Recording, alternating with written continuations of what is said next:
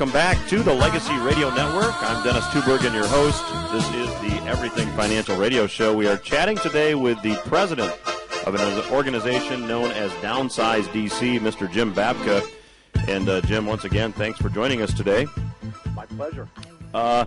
Let's talk a little bit, Jim, and looking at your website, and you'd mentioned in the last segment, told listeners rather how to go identify different laws that they may be interested in, different policies they may be interested in. And one of the things I found on your website was that House Bill H.R. 2885 has been introduced.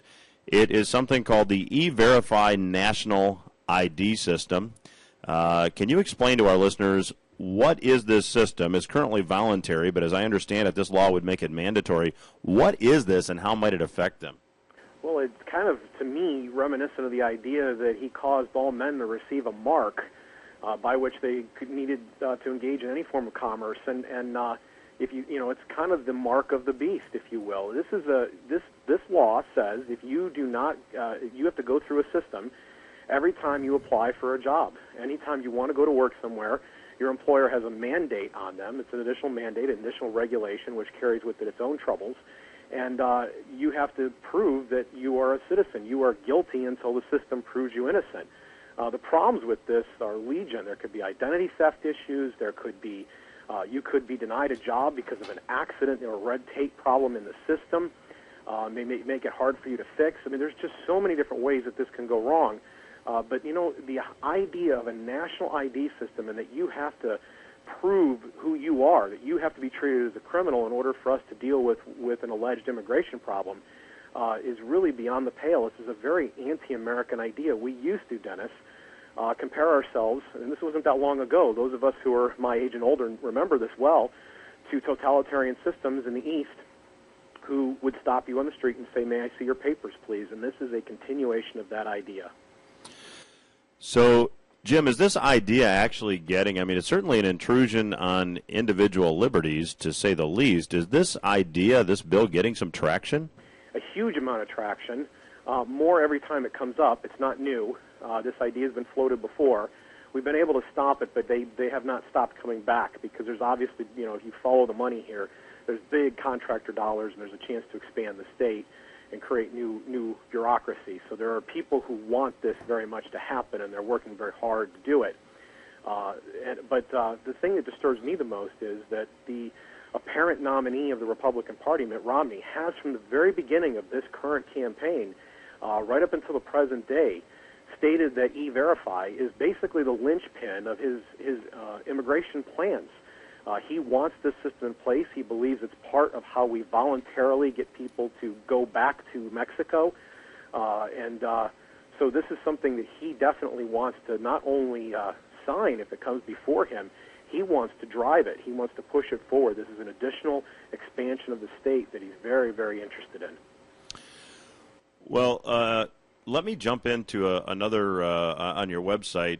It's interesting to click on the link, Our Heresies, and one of the things that you've talked about is making the FDA advisory, not mandatory. And it's interesting. In fact, I learned something on the website that a survey that was conducted by, or among, I should say, FDA scientists 5 years ago found some very interesting things happening at the FDA, not unlike what you just mentioned, that there's huge contractor dollars tied to the E-Verify system. Well, certainly there's huge dollars connected to decisions that the FDA makes. Can you explain what your position is on making the FDA advisory versus mandatory and what their role would actually be? Well, for those that are uninitiated, this is the Food and Drug Administration, and allegedly it protects you from being poisoned because, how many businesses think it's good to go kill their customers? But that's the premise upon which this entire program is built. And what it does, allegedly, is it regulates the pharmaceutical industry. But anybody that spends enough time around Washington very quickly learns that there's something called regulatory capture. That means that the very entity that's being regulated takes the deepest interest in how it's regulated, and they begin populating its boards, helping to write its rules, providing it testimony and counsel that is necessary in the rulemaking process.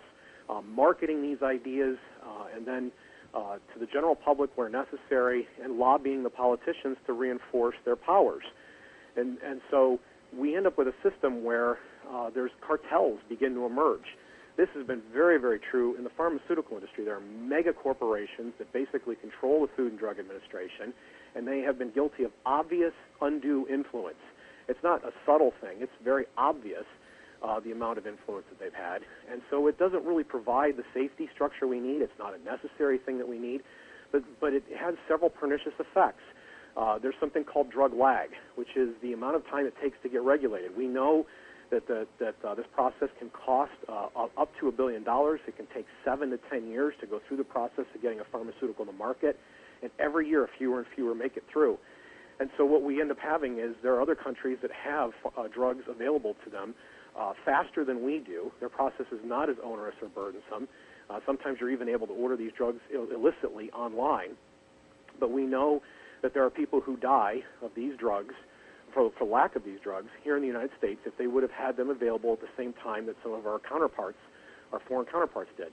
So the process simply takes too long. And if a drug comes from an orphan disease, which means there's a drug that a disease that there's not enough profit in it for the pharmaceutical company to pursue all 3 phases of the FDA approval process, spend that $1 billion, then they just simply won't do it. And so that means that there are drugs that never make it to market as a result. There are treatments that aren't available.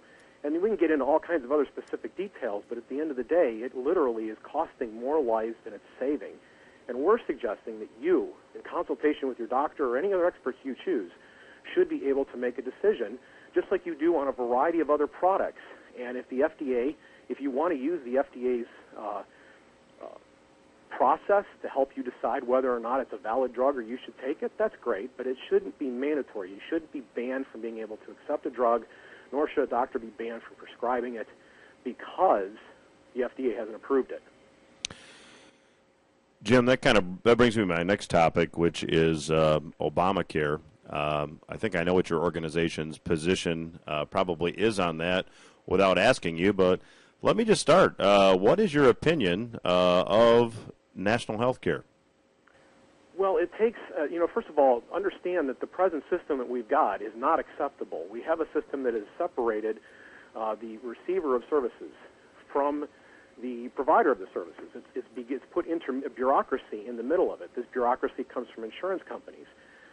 National health care, as you're calling it, socialized medicine, this is an attempt to jump out of the frying pan directly into the fire.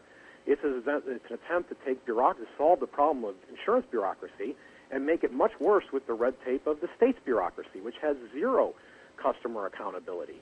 And so I think, there's no way once they start getting involved, they start trying to do all kinds of good for us. You talked about that road to hell before, that this can't run into much greater cost, much greater trouble.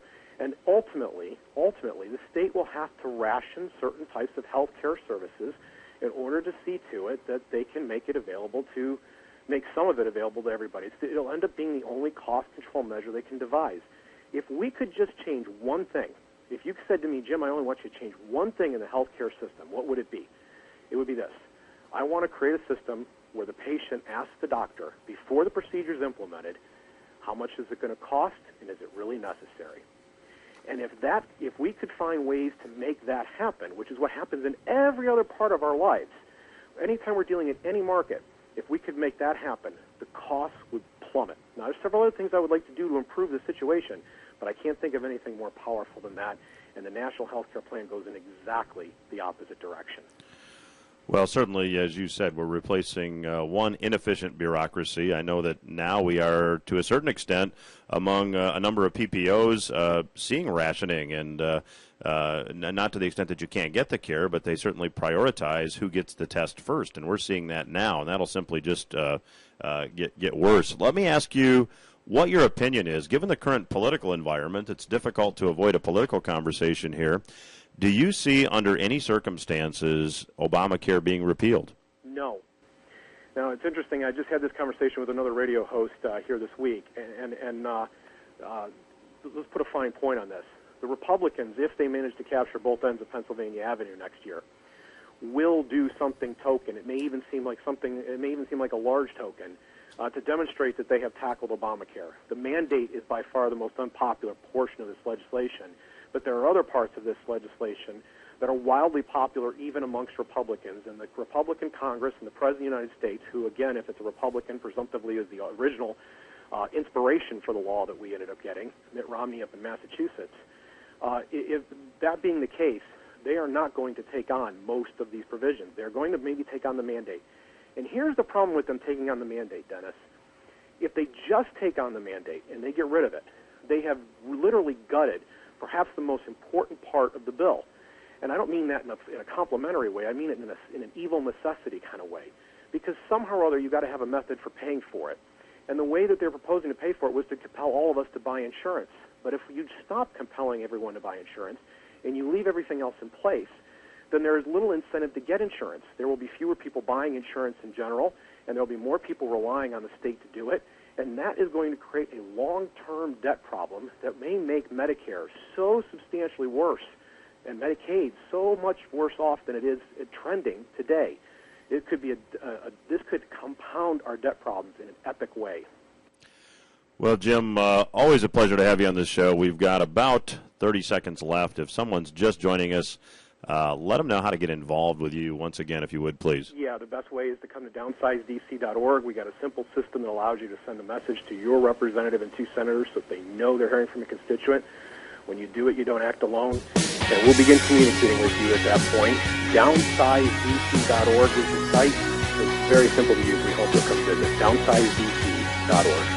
Jim, always a pleasure to have you on the show. Everything Financial Radio returns after these words. Stay with us.